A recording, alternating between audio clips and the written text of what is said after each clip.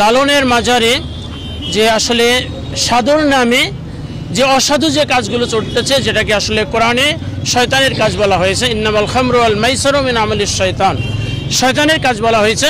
সুতরাং সেই শয়তানের কাজ ওখানে আমরা এই মুসলমানের দেশে বিপ্লবী সরকারের অধীনে আমরা কোনোভাবেই হতে দেব না এটাকে।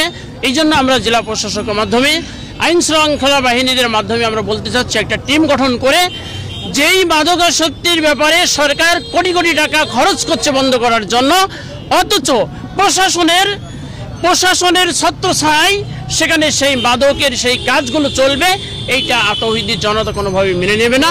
আমাদের দাবি হচ্ছে জেলা প্রশাসক এবং আইন শৃঙ্খলা বাহিনী সহ একটি টিম গঠন করে যে কোনোভাবেই জেনে বলে কোনো গাঞ্জা মদ এগুলো যেন কোনোভাবেই কি হতে পারবে না, তারা সেবন করতে পারবে না। যদি পারে তাহলে আমরা তাওহীদি জনতা, ছাত্র জনতা এবং স্বৈরাচার বিরোধী আন্দোলনে যারা সম্পৃক্ত ছিল তাদেরকে নিয়ে আমরা এক গণ আন্দোলন গড়ে তোলে সেখান থেকে আমরা ওটাকে তছনছ করে ভেঙে দেবো ইনশাআল্লাহ।